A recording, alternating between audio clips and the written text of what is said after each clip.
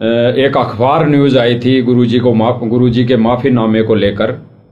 तो उसमें भी गुरुदेव भगवान ने कह दिया है भाई 10 से 11 साल गुरुदेव भगवान एकांत में बैठकर, जैसे कहते हैं ना मौला बैठा मोर से, ये वाणी वर्तमान समय में लागू है भाई और बहनों।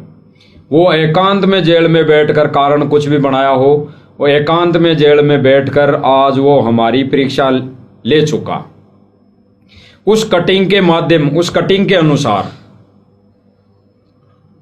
क्योंकि गुरुदेव भगवान उस अखबार में जो न्यूज़ आई है उसके माध्यम से वो संगत को ये कहना चाह रहे हैं भाई 11 साल तुम्हें देख लिया, परीक्षा ले ली तुमने, 11 साल में क्या कितना कुछ किया है गुरुदेव के लिए।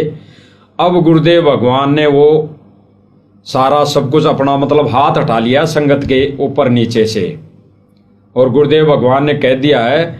अब फिर बाप तो दुखी हो गए, फिर जब संगत ही नहीं समझ पाई गुरुदेव भगवान के ज्ञान को, भक्ति विधि मर्यादा को, तो फिर गुरुदेव भगवान ने अंत में दुखी होकर, गुरुदेव खुद शर्मिंदा होकर, गुरुदेव ने खुद ने ही कोर्ट से यानी सरकार से, इस कानून से माफ़ी मांगनी पड़ी।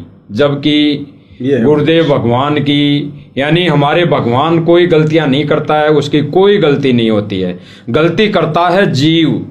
और सब भाई बहनों ने अच्छे से पता है कि बरवाला कांड सन 2014 में भक्तों ने गलतियां की, गुरुदेव भगवान ने कोई गलती नहीं की। गुरुदेव भगवान ने किसी को कोई आदेश नहीं दिया।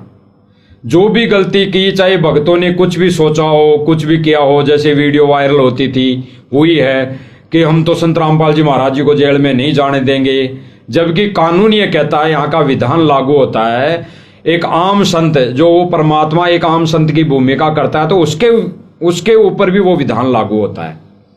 और फिर गुरुदेव भगवान ने सत्संग में कही रखा है भाई हमने इस कानून का सम्मान करना है, हमने कानून के दायरे में रहकर ही हमारा ये मिशन चलाना है। एक अच्छे नागरिक की भूमिका सदगुरु स्वयं करते हैं जब धरती पर आते हैं, ताकि उनके भगत भी एक अच्छे नागरिक बने। बिल्कुल बिल्कुल। तो गुरुदेव भगवान का विधान है, गुरुदेव भगवान ने ये बताया है सत्संगों के माध्यम से। तो गुरुदेव भगवान तो ये मर्यादा तोड़ ही नहीं सकता इस लोक की भी, जबकि परमेश्वर के ऊपर कोई मर्यादा लागू भी नहीं है, कोई कर्म लागू भी नहीं है। फिर भी वो काल भगवान से एग्रीमेंट अनुसार, वचन अनुसार वो परमात्मा अपनी मर्यादाएं यहाँ की नहीं तोड़ सकता। तो मर्यादाएं किसने तोड़ी? भक्तों ने, संगत ने उस आश्रम में। तो उसकी माफी भी संगत ने मांगनी चाहिए थी। और संगत कौन? राष्ट्रीय समाज सेवा समिति मैनेजमेंट सेवादारों ने माफी मांगनी चाहिए थी, क्योंकि वही तो दे रहे थे गुरुजी का आदेश बता के 2014 में आदेश संगत को कि गुरुजी का आदेश ये है, गुरुजी का आदेश है ये है। तो गुरुजी तो दे नहीं रहे थे आदेश सर्व संगत को, वही तो ला रहे थे। जैसे आज वर्तमान समय में गुरुजी का आदेश बता के संगत में पारित किए जा रहे हैं।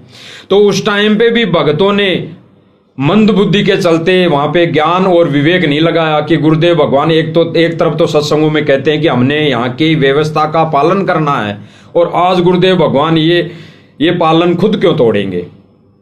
तो गुरुदेव भगवान का विधान गुरुदेव भगवान खुद नहीं तोड़ सकता, तो फिर हम जीव कैसे तोड़ सकते हैं? लेकिन 2014 में भक्तों ने ये विधान तोड़ा, यानी कानून को हाथ में लिया। तो सर्वविदित है भाई और बहनों, माफी भी संगत ने ही मांगनी चाहिए थी। और संगत कौन? केवल राष्ट्रीय समाज सेवा समिति मैनेजमेंट, क्योंकि उनके ही आदेश थे, उनके ही मनमुखी सारा ड्रामा था।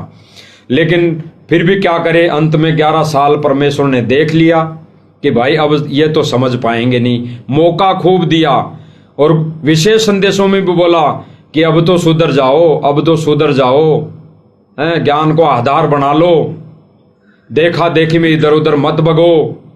और फिर जब संगत नहीं समझ पाई तो अंत में गुरुदेव भगवान ने माफी मांगी, और माफी मांगकर ये साबित कर दिया कि भाई ये परीक्षा हो चुकी, ये संगत की परीक्षा हो चुकी। जैसे 625 वर्ष पहले कबीर जी ने परीक्षा ली थी कि देखा देखी में 64 लाख वैसे ही जुड़े हैं, या ज्ञान को भी, सत्संग को भी आधार बनाया है।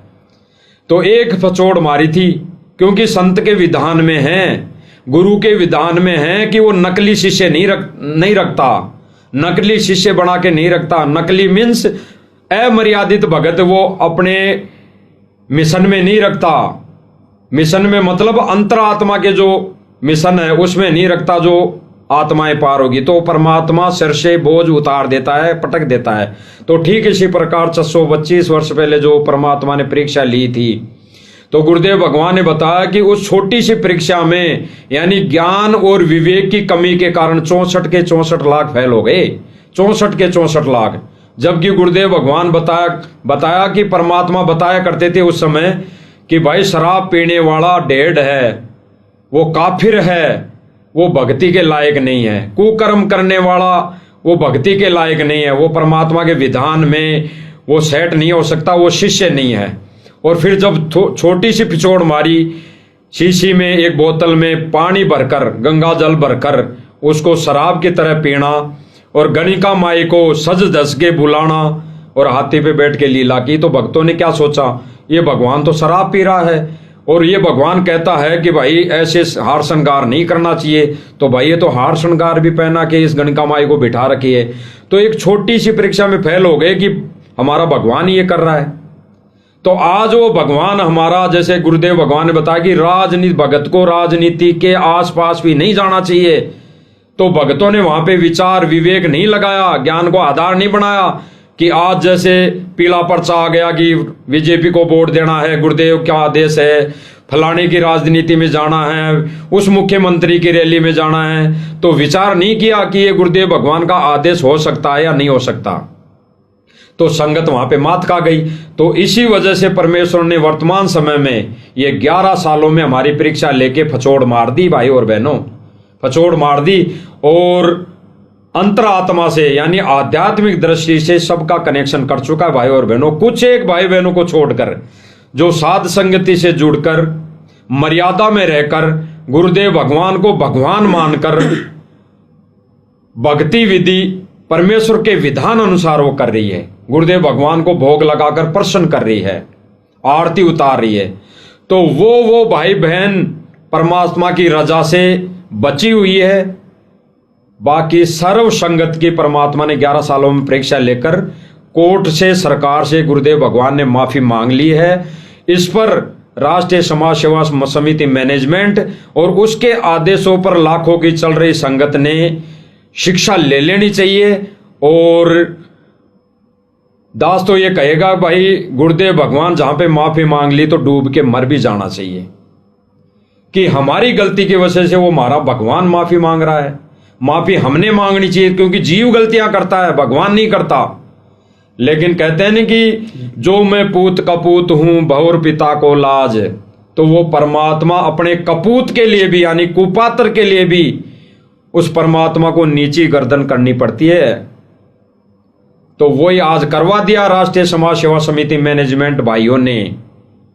तो भाइयों और बहनों ये फचोड़ लग चुकी है। अब भी अगर संभलना है तो गुरुजी को रहते सहते अगर कोई संभल गया और सत्य भक्ति पे लग गया, सत्य भक्तों की संगति करके यानी सच्चाई पर मर्यादा में रहे भक्तों की संगति वो करके चलने लगे, तो वो अपनी भक्ति बचा सकते हैं, अन्यथा और कोई रास्ता नहीं है भाई और बहनों।